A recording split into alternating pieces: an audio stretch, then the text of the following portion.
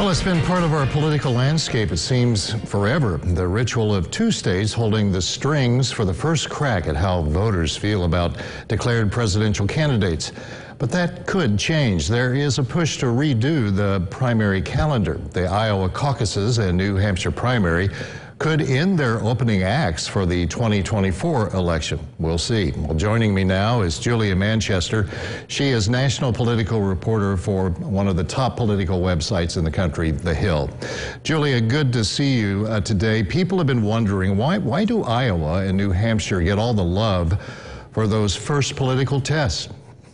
Well, look, I think a lot of it has to do with tradition and the fact that it's sort of always been that way. And, you know, these two states are very similar in that retail politicking is really a major part of political culture. You see, especially in New Hampshire and obviously the bigger cities in Iowa, these candidates going door to door, going to these events like the Iowa State Fair, going to those diners in New Hampshire and really getting to connect with voters face to face. The issue, though, is that the Democratic Party says they like to tout diversity. They like to tout their own diversity. And Iowa and New Hampshire aren't exactly the most racially diverse states, and you know, some may argue even culturally diverse states. So we've seen that the president has endorsed South Carolina to be the top primary, the first to go on the calendar, has ousted Iowa, has put New Hampshire back going on the same day as Nevada, and that's caused quite a bit of drama, I would say, within the Democratic Party right now. Well, ironically, it was South Carolina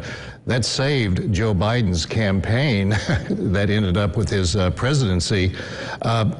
New Hampshire traditionally was a must-win primary, but is this process starting to become obsolete, even though it is traditional? What are your thoughts? You know, with New Hampshire and Iowa, look, if we look back to the past few Democratic contests, we've seen that, first of all, the Iowa caucuses in 2020 were quite frankly, a mess to begin with in terms of the technical glitches, you know, the tabulating and that sort of a thing got a lot of backlash. But, you know, in terms of whether the contests predict who will be the nominee, Iowa and New Hampshire have actually been way off base. In fact, I remember I was in New Hampshire in 2020, and then, you know, Vice President Biden left New Hampshire early to go and campaign in South Carolina because he knew that he wasn't going to even place in the top three in that state, and instead went to South Carolina, ended up winning South Carolina, and that's where his momentum really began in the primary. And he credits a lot of this to African American voters, which many Democrats say are the backbone of their party. And there are some thoughts that people are asking, well, why does the federal government have to get involved with this? Because it's my understanding that, you know, a state can change, or rather change or start its own primary at an earlier date than Iowa or New Hampshire. Yeah, absolutely.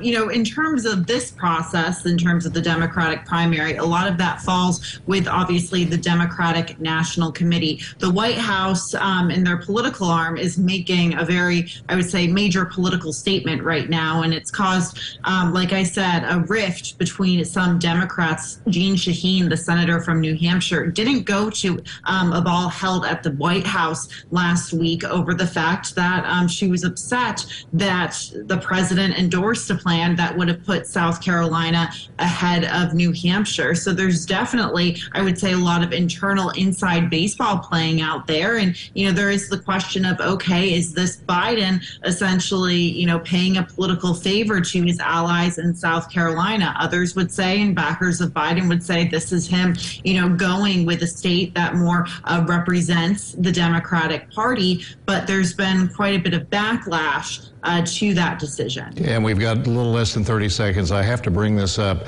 Indiana is usually not a key state in the grand scheme of things, but in 1968, you're well aware that Robert F. Kennedy, that was his first presidential primary, and all eyes were on the Hoosier state, but that kind of shows that at that time, compared to this time, a late primary was very, very critical. Has that changed now? Because it seems like it's all over after maybe a month or so. Yeah, look, we have seen that. You're right. After a month or so, starting with South Carolina, Nevada, and then, of course, Super Tuesday, that's when it really starts to wrap up. But who knows? This could really shake up the process. A lot of it has to do with the number of delegates and such, but we'll have to see. All right, Julie Manchester, thank you so much for taking the time to give us your perspective, and take care. Thank you.